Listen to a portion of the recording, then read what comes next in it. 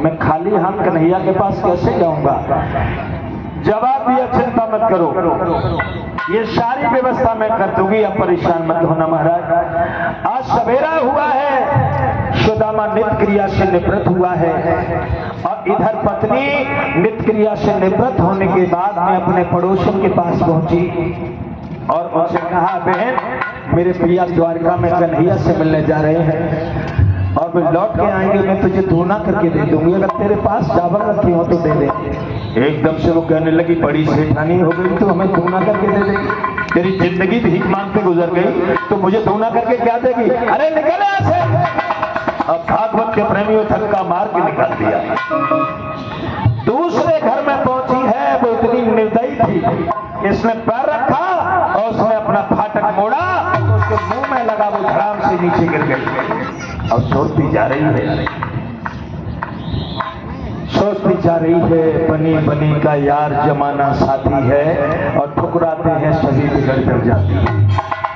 याद रखना भागवत के प्रेमियों, बनते हैं हजारों यार जब पैसा पास होता है और बिगड़ जाता है गरीबी में जो रिश्ता खास होता है। कमजोरी और गरीबी में कोई अपना रिश्तेदार नहीं मानता है और पैसे वाले के तो जाने कितने रिश्तेदार हो जाते हैं। भागवत के प्रेमियों, आज सोचती जा रही है बेचारी। तीसरे घर में पहुंची, बड़ी दयालु थी वो, दयालु थी। उसने जाकर के उसके चरण को पकड़ लिया और कहा, बहन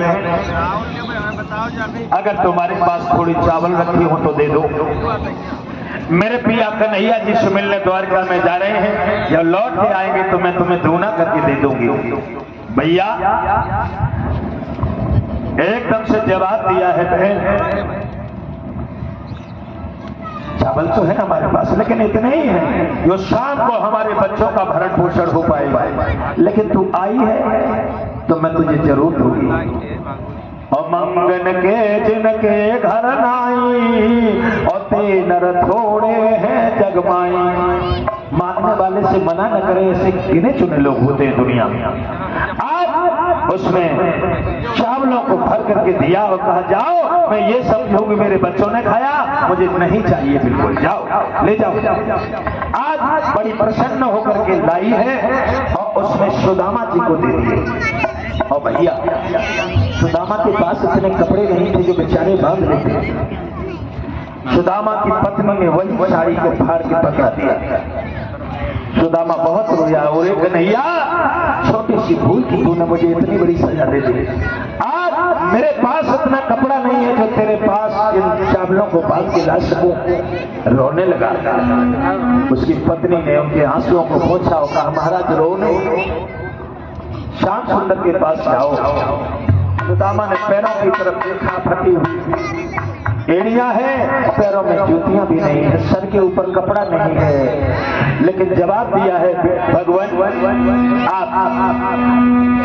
आप एक बात समझ लो, भगवान के दीन बंधु है, दीनानाथ है, भगवान के पास तो दीन बन के ही जाना चाहिए। आज चले हैं सुदामा जी। और भाइयों एक बात मालूम है आपको, पाको पढ़ो जो एक जगह ताबू पड़े हैं साथी।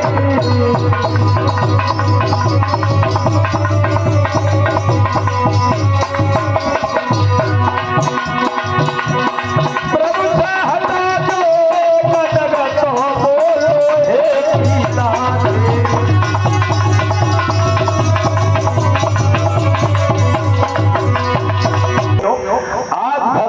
तरफ चले हैं तो आप जानते हो भगवान कहते हैं जो मुझको जिस तरह भजता है मैं भी उसको उसी तरह भजता हूं। जैसे कोई चुम्बक खींच रही हो, चुम्बक खींच रही हो। श्रीमान भैया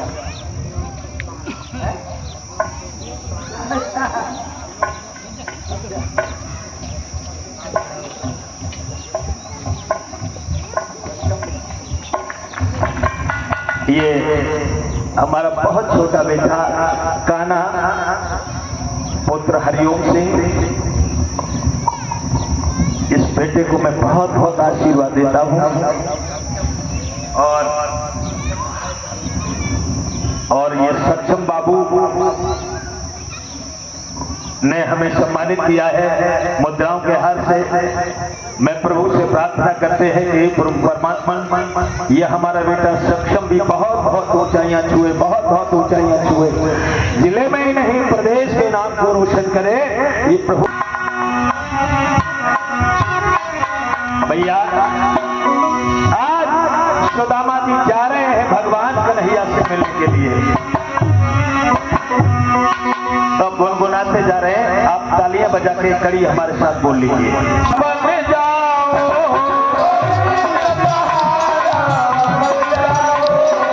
बाल सहारा, बन जाओ बन जाओ नंदलाल सहारा, बन जाओ घनश्याम सहारा, बन जाओ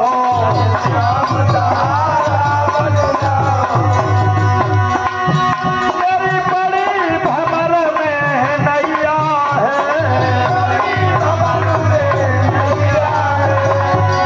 कोट मगन पार लगैया है,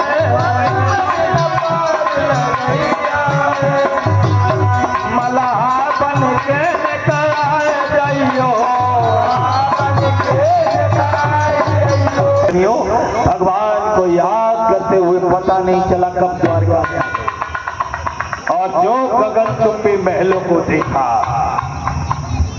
लताएं कक्षों से लिपटी हुई है, झरने झर रहे हैं, और उन स्वर्ण जड़ित तमूरों को देखा है। एकदम से सोचने लगे अब यहाँ कौन पूछेगा, लेकिन हिम्मत बांध के चले। एक जोड़ी को पार किया, दूसरी जोड़ी को पार किया, 3 4 5 6 जोड़ी पार कर ली, और जो 7वीं जोड़ी पर पहुंचे, ये सारा खतरा 7वीं जोड़ी पर है, और 8वें पर से भगवान है, 8वीं समाधि है तो वहां भगवान मिलते हैं। 7वीं जोड़ी पर लगभग परेशानी मिलती है भाइयों। अभिमन्यु की मां भी 7वें द्वार पर चूक गई, सो गई, और भोले बाबा पार्वती को कथा सुना रहे हैं, वो भी सो गई। 7वां द्वार बड़ा खतरनाक है। 7वें द्वार पर पहुंचे तो पहरे पर पहरे वालों ने और रोका तो सुदामायों बोले, मैं तो कृष्ण का तालिब हूँ, भगवान भी है, मेरा यार भी है।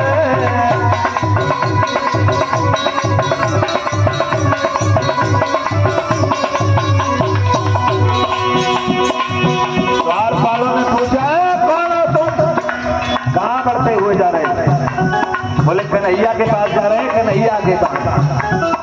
एक कहने लगा बोलने का भी होश नहीं, कन्हैया कन्हैया कर रहा है, तू पाप लगता है उनको? नहीं भैया, वो मेरे सखा है। सखा तो है, शीशा में मुंह देखा है तुमने? शीशा में मुंह देखा? फिर कहने लगा हम तो नौकरी करते करते बूढ़े हुए जा रहे हैं। अरे तुम सखा हो, तुम्हें तो हम जिंदगी में पहली बार देख रहे हैं। अब सुदामा जी कहने लगे भैया अब यही मत पूछो, जब कन्हैया के पास 2 चीजें हैं, एक बांसुरी एक चक्र, एक बांसुरी और एक चक्र, जो नैन टेढ़ो मेढ़ो चले ताकि चक्र, और जो ठीक ढंग से चलेगा उसे बांसुरी। थोड़े थोड़े टेढ़े चलिए भैया। एक हाथ में प्रेम भरी मुरली, एक हाथ में चक्र सुदर्शन है, हम डूबा के भैन जालों से जहाँ मारू भी है और प्यारू भी है।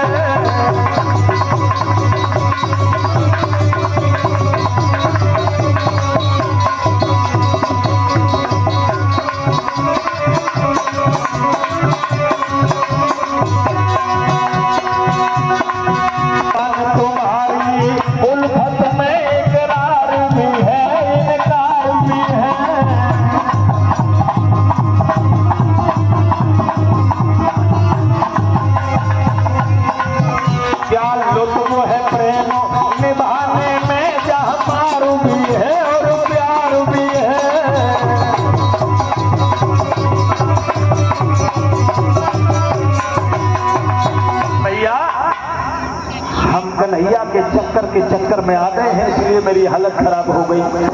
कन्हैया जी से जाके मेरा संदेश दे दो। एक को दया आ गई भैया, और दया आ गई मान की कोई बात नहीं, कन्हैया को बता दूंगा, जरूरत समझेंगे तो वो मिल लेंगे। और जाकर के कन्हैया के पास पहुंचा द्वारपाल और कहने लगा, महाराज द्वार पर खड़ा है एक बिट्टू, क्या कोने पता ठिकाना है, दो पटिया मैली धोती है, एक कुर्ता फटा पुराना है।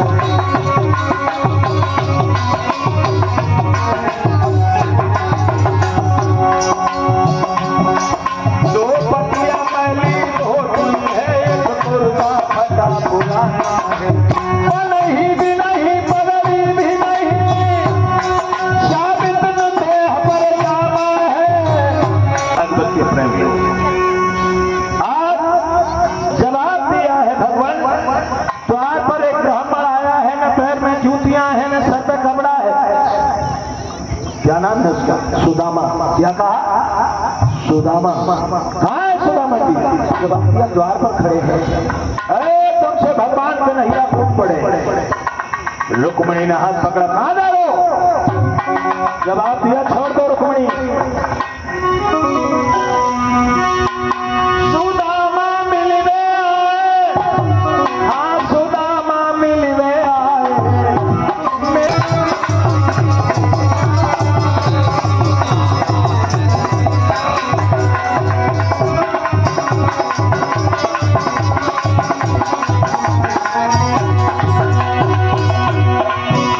सुदामा मिलवे आए, सुदामा मिलवे आए, मेरे बालापन के यार, सुदामा मिलवे आए।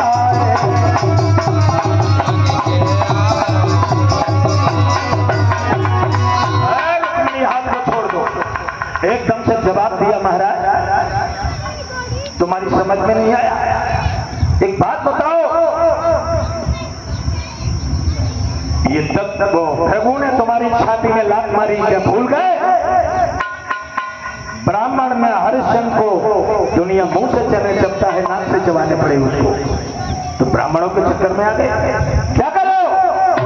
एकदम से भगवान कन्हैया कहने लगे हैं, रुक्मणी मुंह बंद करो। करो याद रखो, अगर सुदेव नाम का ब्राह्मण न होता, वो हमें संदेश न देता, तो तुम भी अपने भैया के साले के घर में मूसल बेचते।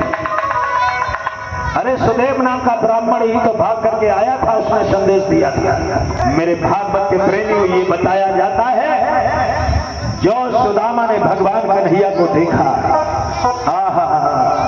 आंखों से आंसुओं की झड़ी लग गई और भगवान कन्हैया के चरणों पर गिर पड़ा। एकदम से झपट के भगवान कन्हैया ने उठाया और अपने गले से लगा लिया और कहा, सुदामा भैया, सुदामा जी। सुदामा की जबान नहीं खुल रही है, जबान नहीं खुल रही है। ये सारी परेशानी तुम झेलते रहे, मेरे पास नहीं आ सके। सुदामा नहीं बोल रहा है। भैया एक बार तो बोलो। सुदामा की आंखों से आंसू बह रहे हैं, श्याम सुंदर के नेत्रों की तरफ देखने लगा और कहा, श्याम सुंदर, जब तक तुम नहीं चाहते हो कोई जीव तुम्हारे पास नहीं आ सकता है। जब तुम्हारी ही कृपा होती है तभी कोई जीव तुम्हारे पास आ सकता है। श्याम सुंदर, इतनी छोटी भूल की इतनी बड़ी सजा मुझे दे दी, मुझे अंदाज नहीं था। श्याम सुंदर मुझे क्षमा कर दो, मैं क्षमा मांगने आया हूँ, मैं क्षमा मांगने आया हूँ। श्याम सुंदर मुझे क्षमा कर दो। आज भगवान कन्हैया ने उन्हें गोदी में उठा लिया, फैन जैसी सुंदर गद्दी पर ले गए, उनके पैरों को धुलवाया, कांटे निकलवाए और कहा, भैया सुदामा, कोई बात नहीं है, अब गरीबी की बातें भूल जाओ। अब तुम अपने मित्र कन्हैया के पास बैठे हो भैया, हाँ, अब गरीबी की बातें भूल जाओ। और अपने हाथों से माखन मिश्री भगवान ने सुदामा को खिलाई। देखिए प्रेम कितना विलक्षण होता है, मित्रता देखिए, अपने हाथों से श्याम सुंदर खिला रहे। अब पानी मिला दी। अब भगवान बोले सुदामा भैया हाँ तुम्हारी शादी हो गई? हाँ हो गई भैया। तुम बड़े बेईमान हो, तुमने अपनी शादी में मुझे बुलाया नहीं। अब सुदामा जी कहने लगे हम तो गरीब आदमी है भैया, भूल गए, और तुम तो द्वारिकाधीश हो, कम से कम तुम ही हमें बुला। अरे उन्होंने भैया क्या बताएं तुझे, हमारे तो घर पर ही शादी हुई थी। अच्छा ये बताओ जब तुम चले होगे तो मेरी भाभी ने कुछ दिया था? अरे कैसी बातें करते हो आप, भाभी के पास ही कुछ नहीं है जो तुम्हें दे दे। बड़े बुरे हाल है भैया, सब भूखों मर रहे हैं, बहुत परेशानी है, देख नहीं रहा तू मुझे? अरे नहीं भैया, तो अभी हमारी भाभी ने कुछ दिया होगा।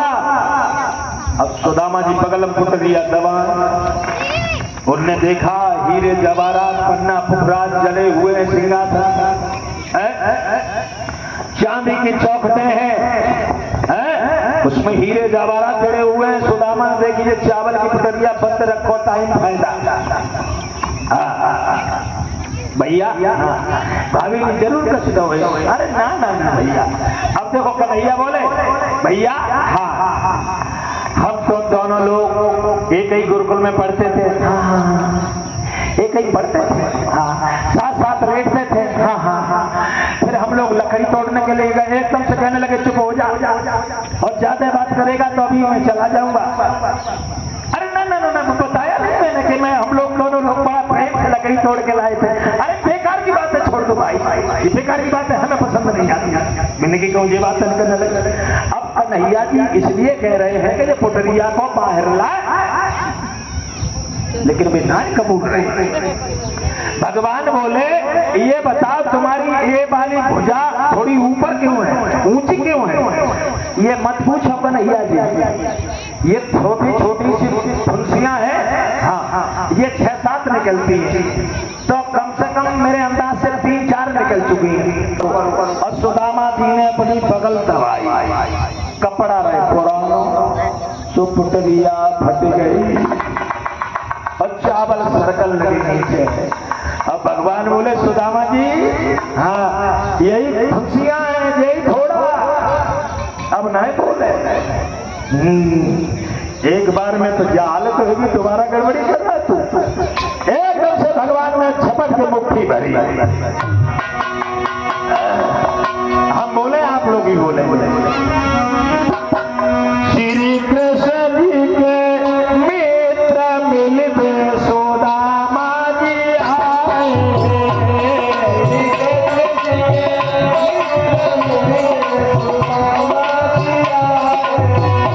श्री कृष्ण जी के मित्र मिलते सुदामा जी आए,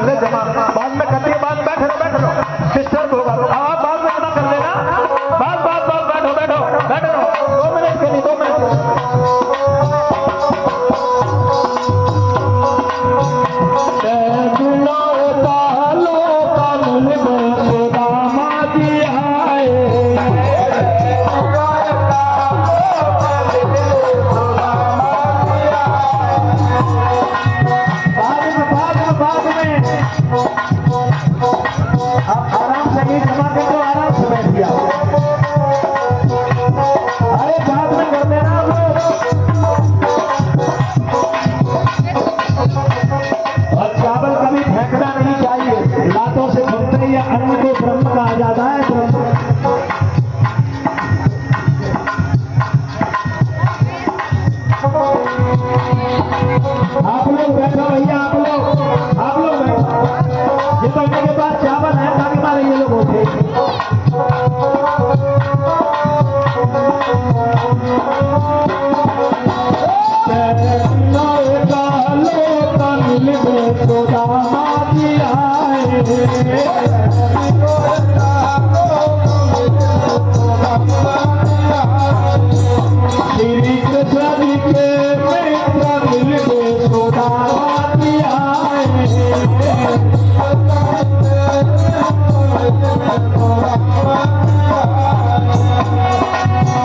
भागवत में यह लिखा है, एक मुट्ठी चावल को चबाया है भगवान ने, केवल एक मुट्ठी चावल को।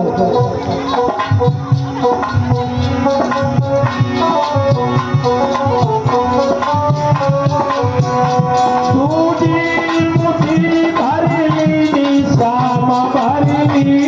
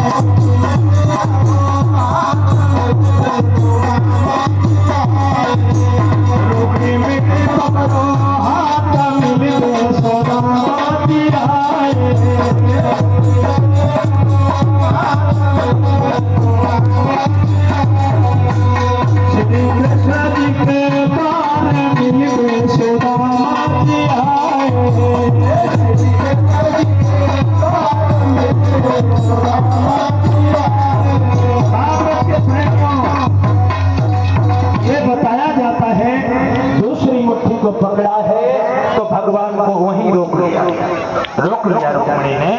और ये बताया जाता है एक लोक का राजा ब्राह्मणों को बना दिया, इसलिए ब्राह्मण को बोलते हैं भूधर। भूधर एक लोक का स्वामी बना दिया। आगे हाथ बढ़ाना चाहते हैं, उसी समय रुक्मिणी ने पकड़ लिया और कहा गरीब को राजा और राजा गरीब होने जा रहा है। भगवान बोले अपने भक्तों को मैं सब कुछ न्यौछावर कर सकता हूं। आज भागवत के प्रेमियों, भगवान ने सुदामा का भला कर दिया है। अब देखिए, अब सुदामा को कुछ पता नहीं चला। भगवान ने विश्वकर्मा को आदेश किया है, कुबेर भंडारी को आदेश किया और विश्वकर्मा से कहा जाओ सुदामा के नगर को मेरी द्वारका के समान बना दो। और कुबेर भंडारी से कहा है कि सारे घरों को धन धान्य से भरपूर कर दो। अब सुदामा वहीं रह रहे और भगवान अपना काम चालू कर रहे हैं। और ये अगर सुदामा के साथ ही रह रहे, कई दिन हो गए। अब सुदामा जी बोले कि बड़ी बड़ी बातें कर रहे हो, बहुत ऊंची ऊंची बात है। और जे मैं कह रहे गाय चावल दे दिए, कुछ पैसा दे दिए जो अपने बाल बच्चे की गुजर करो जाएगा। ऊंची ऊंची बातें रही सी घाटवे में लगो। अब सोचे कि चलेंगे तब तो कुछ बात बनेगी। आज भागवत के प्रेमियों, सवेरा हुआ, भोजनाद करने के बाद में सुदामा बोले भैया अब हमें चलने दो। आयुष्मान यशस्वी तेजस्वी श्रीमान पूरा ये 101 रुपए जो हमें अर्पित दिए हैं भाई विनोद। जब चले हैं तो सारे नगर के निवासी लोग इन्हें भेजने चले। अब सुदामा जी ने सोची कि चल तक बेरा जो कछु दिए हमें जरूर दिए, क्या हुआ कुछ मत पूछो। भगवान बोले सुदामा भैया एक तो रास्ता ये इधर से चले जाओ और एक रास्ता ये है इधर से चले जाओ। उन्हें कि तुम बड़े आदमी हो, परेशान काहे को ही रहे।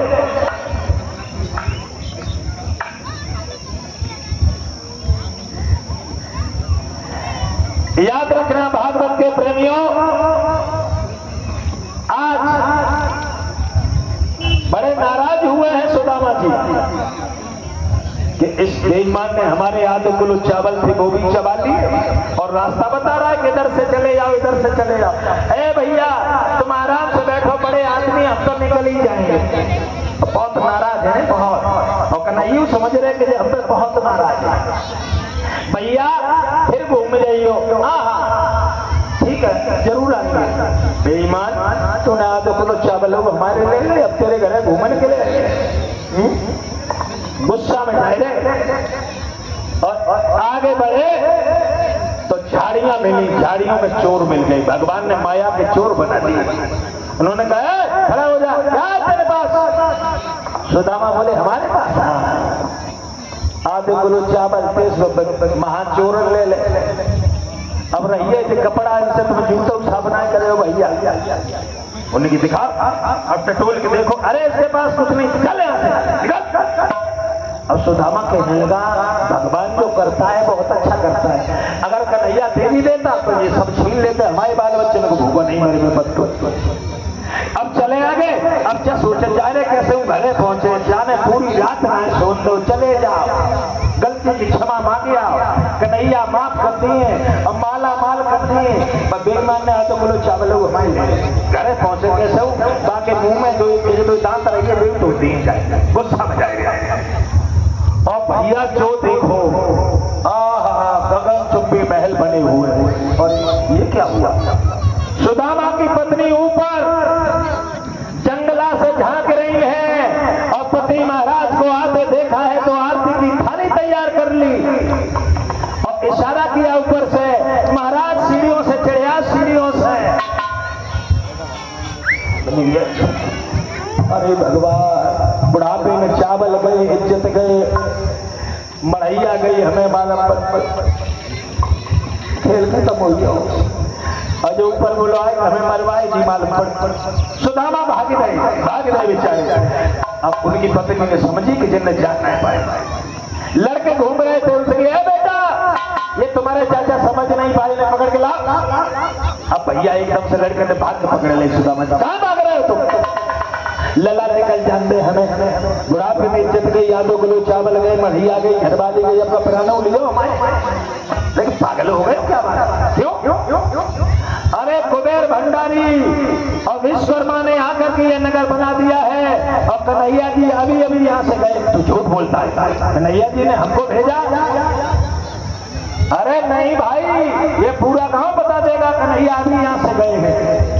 अरे भैया, सुदामा की आंखों से आंसू निकल पड़े। हो श्याम सुंदर, तू मेरे पास भी बैठा रहा और अपना खेल भी करता रहा। अब हिम्मत बन गई, अब सीढ़ी पे चढ़े हैं। संगमरमर की सीढ़ी। अब बेचारे सोच रहे हैं जिन पर लात धरी जाएगी कि ना धरी हो, या कि तुम आरती करे वो चाहिए। सही बता, सुदामा की जहालत हो गई। हम तुम्हें सही बता रहे हैं, लाते ना धरे सीढ़ी पे। लेकिन हिम्मत बांध के ऊपर चढ़ के गए और उनकी पत्नी आरती करने को तैयार हुई। सुदामा कहने लगा नहीं, ये बताओ कन्हैया आए थे तो कोई चिन्ह छोड़ के गए? जवाब यहाँ ये पद चिन्ह बने हुए हैं। सुदामा ने लेट के दंडवत किया। और भागवत के प्रेमियों, आज पति पत्नी दोनों लोगों ने चरणों की आरती की है। तो सन्मुख हो जीव मोहि जबहि, अकोट जन्म अघना सहित वही। आज भगवान की सीट में सुदामा पहुंच जाते हैं, उनके जन्म जन्मों के पाप भूल जाते हैं। भागवत के प्रेमियों, कोई भी चीज जब भगवान की शरण में पहुंच जाता है तो उसका कल्याण हो जाता है।